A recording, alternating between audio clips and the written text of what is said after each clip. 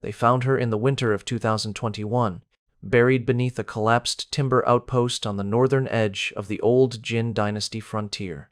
And the archaeologists who reached her chamber described a stillness so suffocating that none of them spoke for several minutes. Because the bones were not scattered like the aftermath of a battlefield collapse, but arranged in a manner that suggested deliberate placement. Her spine twisted at an unnatural angle as if she had been forced to kneel long after her strength had failed. Her wrists bound with strips of iron that had fused to the bone,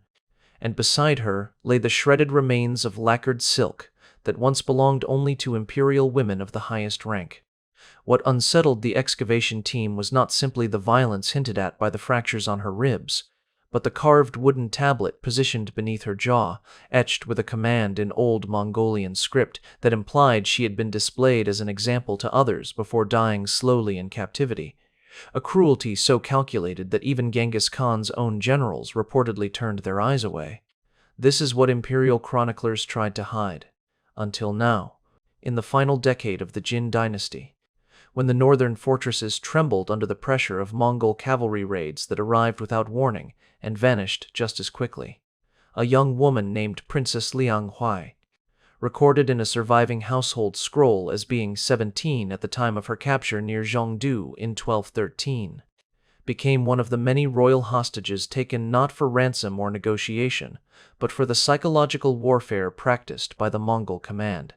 who understood that the humiliation of a princess could fracture the morale of an entire court more effectively than the destruction of a single garrison. And it was during the chaotic retreat from the outer capital that Liang Huai, separated from her attendants and dragged across the frozen plain toward the encampment of Subutai's vanguard, entered a world in which royal blood offered no protection at all.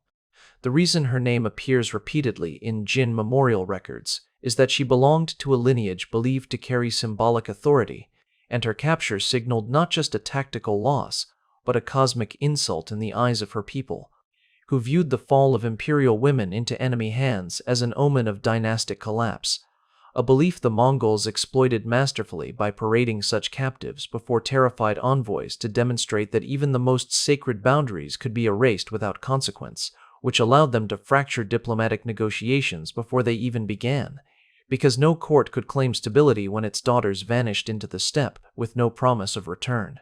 What sealed her fate, however, was an older wartime doctrine preserved in Mongol oral tradition, a practice known among their commanders as Toroyin Surgul, a term implying punitive re-education through controlled suffering inflicted on politically valuable captives. And while Chinese chroniclers softened the description by equating it with ritualized hostage treatment, later findings suggest that the process involved deprivation, forced displays, and psychological dismantling designed to crush the symbolic power of aristocratic women, which meant that Liang Huai, by virtue of her rank, would endure far harsher treatment than common captives whose deaths carried no political weight.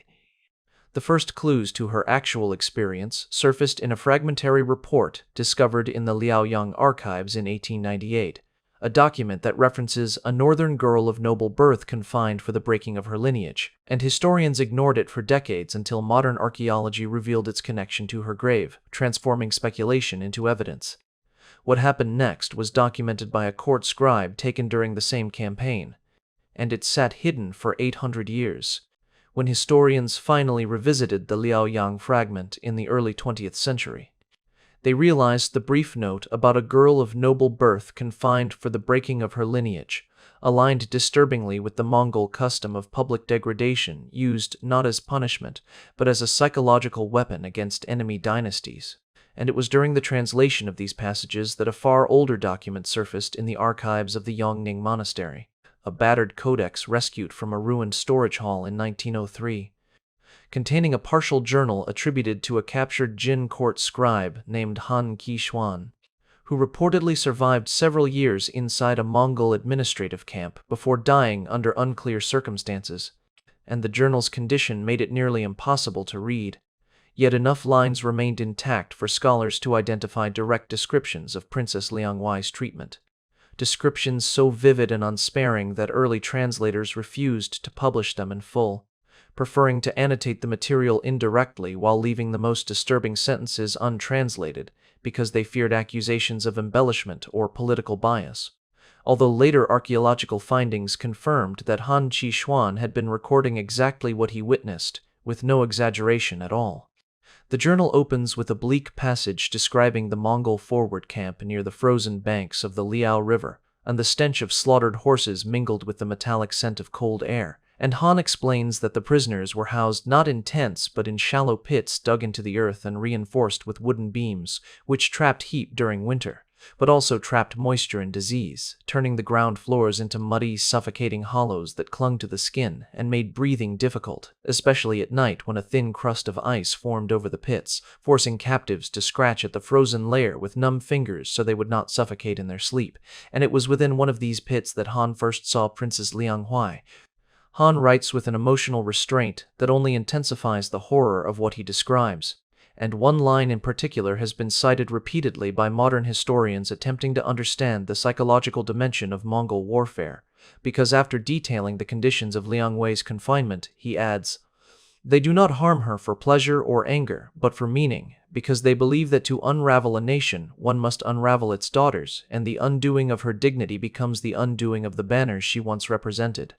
The phrase "undoing of her dignity" has caused intense debate among translators, but archaeologists now believe Han meant the systematic stripping of symbolic authority rather than any personal violation, since several Mongol chronicles emphasize that royal captives were preserved alive precisely because their humiliation had political purpose, and this interpretation aligns with surviving steppe traditions in which hostages were forced into ritualized acts designed to display submission, acts that, though not sexual in nature, inflicted profound emotional and physical suffering on those subjected to them.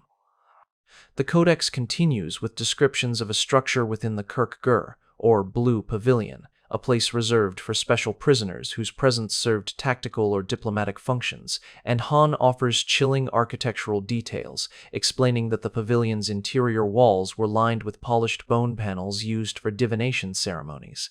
while the floor consisted of packed snow mixed with ash from ritual fires, creating a surface that melted under bare feet and then refroze, causing numbness that spread upward through the legs until the captive lost the ability to stand without trembling. And Han writes that Liang Wei was taken to this pavilion at least once every 3 days to be displayed before. He recalls one encounter in particular where a Mongol commander, identified as Boro Adai, turned away in visible discomfort as she struggled to remain upright while guards forced her to recite her lineage under threat of further deprivation. And Han notes that the commander's revulsion did not stem from pity, but from the violation of steppe honor codes, which dictated that nobles, even enemies, should not be subjected to drawn-out humiliation. And this reaction suggests that Liang Wei's suffering was part of an emerging tactical practice rather than a universally accepted tradition within the Mongol ranks, explaining why some generals reportedly objected while younger warriors embraced the method with fervor, believing it strengthened their campaign. What gives Han Kishuan's account extraordinary credibility is that physical evidence discovered in 2021 directly mirrors his descriptions, especially regarding the constraints used on high-ranking female captives, because the excavation team identified a twisted set of iron fastenings fused to Liang Wei's wrist bones, which matched the restraint mechanisms Han referenced in a passage where he writes, "They bind her not for escape, but for posture, for they require her to kneel in a manner that pleases the ritual and satisfies the omen." Readers who circled the pavilion like vultures waiting not for flesh but for the collapse of her spirit.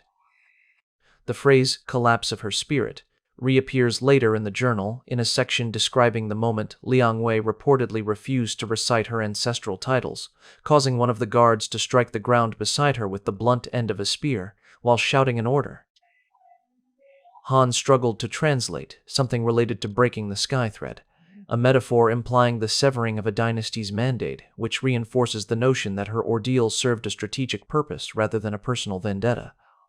But Han's most haunting revelation emerges near the end of the surviving journal pages, when he describes being summoned to the Kirkgur on a night of heavy snowfall to record an administrative inventory, only to find Liang Wei lying on the packed snow floor in a state of profound exhaustion, her breaths shallow and her skin discolored from prolonged exposure. And he writes that several officers stood around her debating whether she remained suitable for continued political use, because a captive who collapsed entirely could no longer serve as a tool of psychological warfare. And while the senior officer recommended sending her to a separate enclosure for correctional recovery, a term whose meaning historians still debate, Han Han Kishuan's final entry breaks abruptly, but the last lines remain legible, and they have been quoted in nearly every scholarly publication on Mongol captivity practices since their rediscovery, because he writes, "If anyone ever finds this, let them know that the cruelty they witness here is not born from barbarity, but from calculation.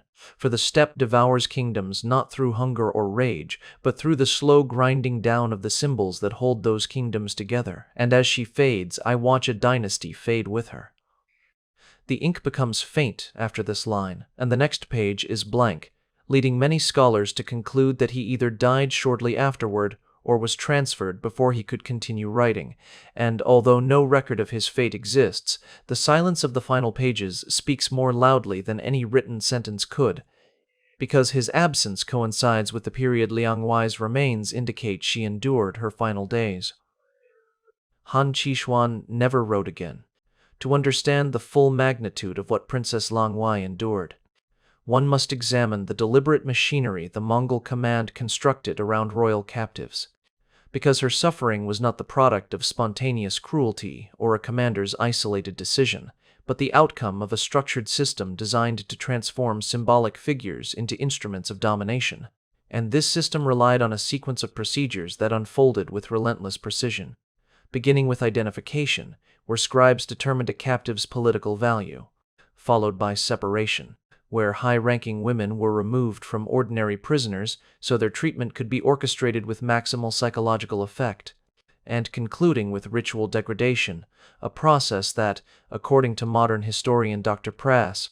Lian Shu, functioned as the slow erosion of every public meaning the captive once possessed, allowing Mongol armies to present themselves not merely as conquerors of territories, but as conquerors of entire dynastic identities.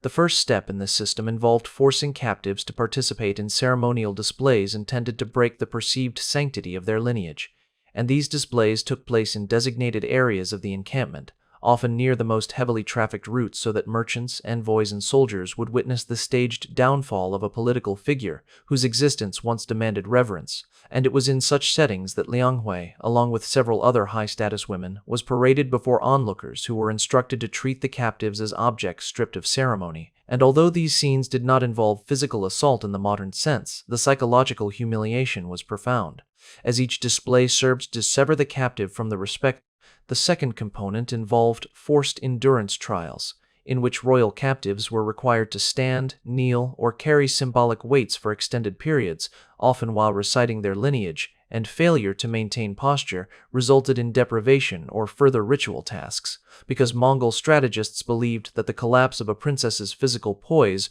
represented the collapse of the ancestral foundation she embodied. And the steppe tradition of omen reading amplified this logic by treating visible exhaustion as a sign that the enemy's moral authority had reached its limit, thereby justifying intensified military campaigns against the dynastic heartland. These trials were not created for entertainment but for messaging, as the Mongols used such spectacles to demonstrate that no barrier, cultural, spiritual, or imperial, could withstand their advance. The third element of this system, perhaps the most grueling, involved controlled deprivation, where captives were kept alive but denied warmth, rest, and stability, forcing them into a perpetual state of vulnerability that reinforced their symbolic subjugation, because Mongol commanders insisted that a royal captive must not be allowed to die quickly, as that would grant her a martyr's death, but must instead be preserved in a liminal state between endurance and collapse, her ongoing suffering functioning as a living testament to the enemy dynasty's inability to protect its most precious members. Archaeological evidence supports this interpretation, as the conditions of Liang Wei's burial. The kneeling posture, the twisted spine, the fused iron restraints mirror descriptions found in Mongol military records referencing a practice known as kadag-i daralgahan, or the suppression of the silkborn, a chilling phrase indicating the calculated nature of this ritualized degradation. Let me tell you about another victim whose story reinforces the systemic nature of this process. Her name appears in Yuan administrative annals as Princess Shunmei, aged 19 at the time of her capture in 1214, taken during the retreat from the evacuated Jin secondary capital of Huangzhou, and her fate illuminates the full breadth of Mongol captivity protocols. Shunmei, unlike Liang Wei, attempted resistance when she realized the Mongols intended to parade her before the encampment, but her resistance only intensified the rituals imposed upon her because, according to a record preserved in the Togoltu archives, the struggle of a noble-born woman must be unmade through endurance rather than blood, indicating that commanders believed her collapse must be witnessed rather than forced. Shunmei was subjected to prolonged exposure in the snow-lined pavilion, where officers observed her forced displays and recorded her faltering voice as she attempted to maintain a composed recitation of her ancestry, and the annals note that her eventual collapse was greeted not with triumph but with silence, because her breakdown represented the symbolic breaking point of her lineage, a moment Mongol diviners interpreted as a favorable omen for the continuation of their campaign. The presence of multiple victims undergoing similar treatment demonstrates that the Mongol system operated with a consistency that defies any attempt to portray these acts as isolated or improvised. And the political logic behind the practice becomes even clearer when one examines the role of envoy viewings, sessions where representatives of subjugated cities were escorted into the camp to witness the royal captives in their states of enforced degradation, thereby receiving a visual demonstration of what awaited those who resisted Mongol demands. A Jin envoy named Zhao Yiran left a partial account describing such an event, discovered in 1964 within the ruins of an abandoned monastery near Datong, where he writes, "They placed her before us so that we might see not the woman but the destruction of the palace that raised her, and in her trembling I saw the trembling of the city we left behind." His testimony affirms that the Mongols used these captives to construct a psychological atmosphere that transcended the battlefield, shaping diplomatic negotiations even before they began.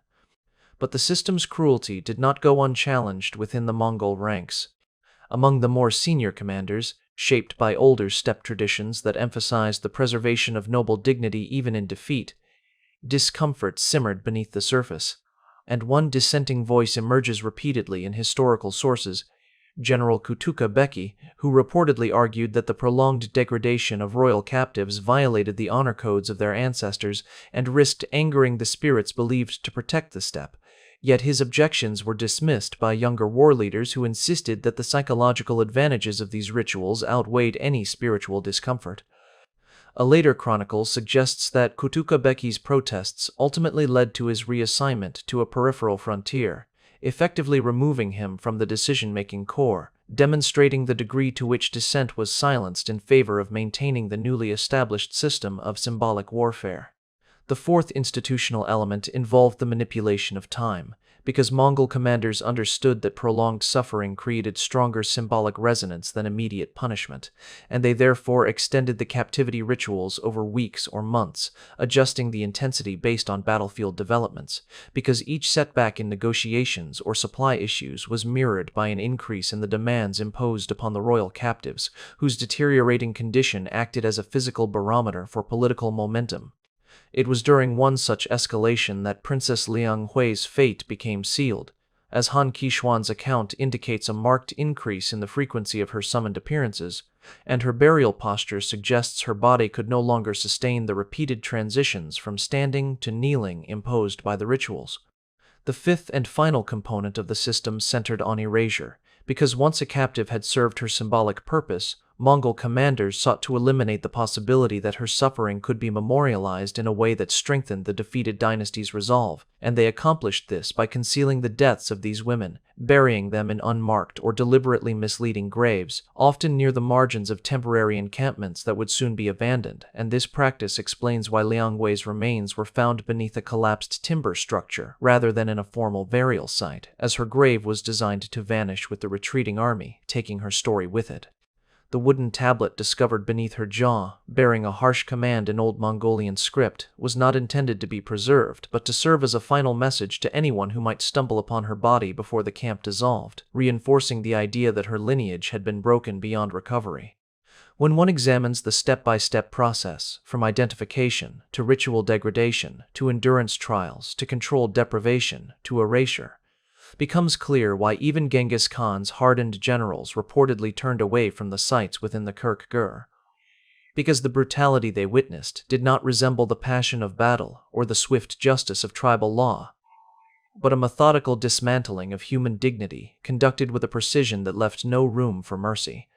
And the tension between traditional honor codes and emerging psychological warfare methods created a fracture within the Mongol military ethos that historians still debate today. Some modern scholars argue that these rituals contributed significantly to the Mongols' reputation for invincibility, as the sight of royal captives reduced to symbols of ruin spread fear through the cities that lay ahead, while others contend that these practices represented a necessary adaptation to the complexities of conquering sedentary empires with deeply entrenched aristocratic hierarchies. Yet the stories of Princess Lianghuai and Princess Shunmei endure not through official records, which often downplayed or distorted their experiences, but through the fragmentary writings of witnesses like Han Kishuan and Zhao Yiran, whose words survived only because they were hidden in unlikely places, and through the archaeological evidence unearthed centuries later that confirmed the chilling accuracy of their descriptions, revealing that the suffering of these women was not accidental, but built into the very structure of the Mongol conquest strategy. Their names became footnotes in dynastic histories, overshadowed by the grand narratives of battles and treaties. But their bodies tell a story that the official chroniclers refused to record, a story in which the downfall of a dynasty was etched not only in the ashes of burned palaces, but in the twisted bones of the daughters who once embodied its authority, and in the silence of those who could not speak for themselves as they were transformed into tools of a war they never chose. When modern historians attempt to quantify the devastation inflicted upon royal captives during the Mongol expansions, they confront the daunting reality that most records were either deliberately erased or never written. Yet by piecing together fragmented annals, battlefield reports, and archaeological discoveries from the Jin and Song frontiers, researchers now estimate that between 130 and 160 high-ranking women princesses, duchesses, and daughters of ministerial families passed through the Mongol captivity system between 1209 and 1235, a number that may appear small compared to the enormous scale of the empire's conquests, but whose symbolic weight was catastrophic, because each woman represented not merely an individual life but an entire ancestral lineage, and the systematic dismantling of these figures contributed to psychological shockwaves across northern China, where rumors of their suffering grew into whispered omens that dynastic protection had shattered, leaving the population adrift in fear and resignation. The fate of those who survived initial capture was seldom better than the fate of those who collapsed early, because surviving often meant enduring prolonged exposure, forced marches in chains, public presentation before envoy delegations, and the unending strain of rituals designed to drain their strength while keeping them alive just long enough to serve the political aims of the encampment. And many who lived through the first weeks succumbed later to illness, starvation, or exhaustion, their bodies weakening under the weight of relentless displacement as the Mongol armies pushed deeper into the plains, carrying their captives like mobile symbols of conquest whose presence reinforced the terror that preceded the cat. Some women survived long enough to see the collapse of their dynasties, and a few were absorbed into administrative labor units where their identities were concealed to prevent future political exploitation. Yet even these rare survivors lived in a state of profound dislocation, stripped of their former names and purpose, and their later deaths passed without ceremony, making the recovery of their stories nearly impossible for modern scholars. The question of why history buried these events so effectively reveals a second layer of tragedy, because the Jin dynasty chroniclers, those who survived the devastation, had little incentive to record the humiliations suffered by their own princesses, since such narratives would have deepened the perception of dynastic disgrace, while Mongol historians avoided mentioning the captivity process in detail because it conflicted with steppe ideals of noble conduct and threatened to portray their commanders as violators of honor rather than bringers of divine order. And later Yuan chroniclers, writing under the new imperial framework, sought to present Mongol rule as harmonious and cosmically sanctioned, which meant that the stories of over centuries, as dynasties rose and fell, Confucian scholars inherited these archives and, preferring narratives that emphasized moral order and righteous governance, quietly suppressed materials that depicted royal women in states of despair or helplessness, creating a historical silence that remained largely unbroken until archaeological findings forced their reappearance. This silence fractured in the early 21st century when several excavation teams working along the former Jin defensive corridor uncovered burial clusters inconsistent with battlefield casualties, because the bodies belonged almost exclusively to women, many showing signs of prolonged exposure rather than violent death. and the clothing remnants matched high-status textile weaves rather than military garments, prompting questions about why elite women were dying far from cities and palaces. The most significant discovery occurred in 2021, when the collapsed timber outpost north of the Liao River yielded not only Liang Wei's remains, but also two additional skeletons found a short distance from her, both positioned in ways suggesting ritual placement, and both accompanied by fragments of wooden tablets bearing commands in Old Mongolian script, one of which read, Onsen Tasarshugai, translated by linguist Dr. Tu, ink-bold as, Let the lineage be severed.